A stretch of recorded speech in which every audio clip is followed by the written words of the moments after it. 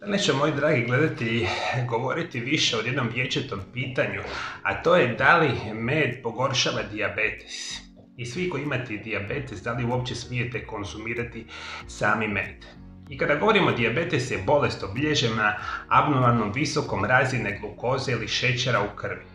Kao rezultat toga dijabetičari moraju pratiti i upravljati unosom ugljikohidrata kako bi kontrolirali razinu šećera u krvi. Jedan od onih omiljenih namirnica od pamtivijeka je zapravo med koji osobe konzumiraju i koji ima donekle, ako je organski zdravi med, ima određene zdravstvene blagodati. I kada razmišljamo, šećer je ugljikohidrat koji je zabranjen mnogim dijabetičarima. Međutim, postoji mnogo različitih vrsta šećera, a mnogi dijabetičari se pitaju je li neki šećeri poput meda su bolji od recimo bijeloga samoga šećera. I vidite kako dobro znate da sve namirnice na bazi bijeloga šećera zapravo ne smijete konzumirati jer abnormalno brzo dižu razinu šećera u krvi, a vi to itekako želite izbjeći. Med je prirodni zaslađivač koji pčele prave od nektara. Uglavnom se sastoji od vode i dva šećera, fruktoze i glukoze. Oko 30 do 30% glukoze, 40% fruktoze. Ostali šećeri i elementi u tragovima su oko 0,5% vitamini, minerali i antioksidansi, zaokružuju preostale komponente. Med sadrži otprilike 17 grama ugljikohidrata i 60 kalorija po jednoj žlici. I mi kada razmišljamo o tome samome šećeru u medu, dakle, med je ima jači okus šećera nego standardni bijeli, naravno, šećer. To je itekako veliki broj osoba, naravno, zna. Očekujte da će med kao ugljikohidrat povisiti razinu šećera u krvi kad se konzumira. Međutim, u usporedbi sa drugim šećerima, ovo može imati manji učinak. Jedno istraživanje uspoređivalo je glikemijski indeks učinka meda s glukozom kod osoba sa dijabetesom tipa 2, mjereći razinu šećera u krvi sat i dva nakon konzumiranja. I to je ono čemu mi, vodimo računa kada testiramo koliko određena namirnica nama podiže razinu šećera u krvi. I to se može mjeriti sat vremena nakon obroka, 2 sata nakon obroka, 3 sata nakon obroka. Istraživači su otkrili da pri korištenju meda razina šećera u krvi dosegla je vrhunac unutar sat vremena, a zatim je pala. Razina šećera u krvi bila je niža 2 sata nakon konzumiranja meda nego nakon prvoga sata. I o tom je razlika konzumirajući standardne slatke namirnice na bazi bijeloga šećera i meda. Dakle, vama med podigne razinu šećera otprilike maksimalno u sat vremena i onda počinje padati. Dok druge vrste namirnica slatkoga tipa, oni podignu razinu šećera u sat vremena, 2 sata pa nadalje i to je ekstremno loša perspektiva. Budući da med ima nižu vršnu razinu šećera u krvi od glukoze, moguće je da med ima niži glikemijski indeks. Međutim, potreba su dodatna istraživanja da bi se potvrdila ova tvrdnja.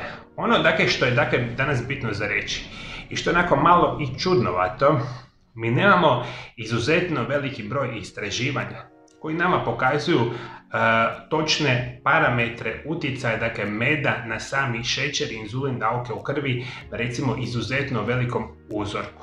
Ono što možemo reći, zbog svoje sposobnosti podizanja šećera u krvi, med kao i drugi zaslađivači treba konzumirati umjereno. Ako je vaš dijabetes loše kontroliran, trebali biste apsolutno izbaciti konzumacija meda. A budući da je med slađi od bijeloga šećera, ne treba vam toliko da postignete istu slatkoću. I kad kupujete med, pazite da on jedinih navedenih sastojak bez ikakvih samih dodataka. I što bi zapravo u kratkim crtama rekao? Za osobe koje pravilno kontroliraju dijabetes i nemaju većih problema, smijete u malim količinama dnevno uzimati med, vjerovatno vam neće naškoditi. Ukoliko je vaš insulin pod jako lošom kontrolom i vaši simptomi su puno gori, ja osobno ne bih vam uopće preporučio da konzumirate med. Tu naravno sami sebi morate iskalkulirati li jeste vi jedna ili druga od tih osoba. Možemo reći, bez obzira na zbog svog prirodnog podrijetla, med se još uvijek smatra dodanim šećerom u prehrani. Osobe sa dijabetesom moraju konzumirati ga sa umjerenim perspektivama, prehrana bogata vlaknima i povrćem, voćem, cjelovitim žitaricama, orašastim plodovima, sjemenkama i mahunaka pomoći će kontroli šećera u krvi. I tekako dakle morate voditi računa, osobno morate konzumirati pravi organski proizvedeni med, onda ajmo tako reći umjereno smijete ga konzumirati. Ukoliko niste sigurni, osobno ne bi vam uopće preporučio da konzumirate med. Ona moja preporuka će biti da razmislite o korištenju zamjena za šećer poput stevije, ksilitola, eritretola, ekstrakta monaškog voća ili jakonovog sirupa. Ako pokušavate kontrolirati svoj dijabetes, morate ograničiti unos dodanog šećera. Nadam se da sam malo pomagao, moji dragi gledatelji.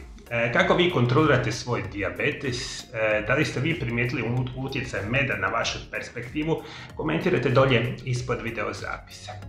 Ukoliko želite da vas ja osobno liječim od vaših bolesti i oboljenja na najbolji prirodni način, kontaktirajte moju ordinaciju, dogovorite termine liječenja i ja ću se drage volje potruditi da izliječim vaše bolesti. I obavezno posjetite moju novu internetsku stranicu www.mariolab.eu i značajno ćete poboljšati svoje zdravlje sa onim informacijama koje imate na mojoj internetskoj stranici. I naravno moje svakodnevne savjete o najboljim prirodnim načinima liječenja ćete dobiti ukoliko se dolje ispod video zapisa pretplatite na moj kanal.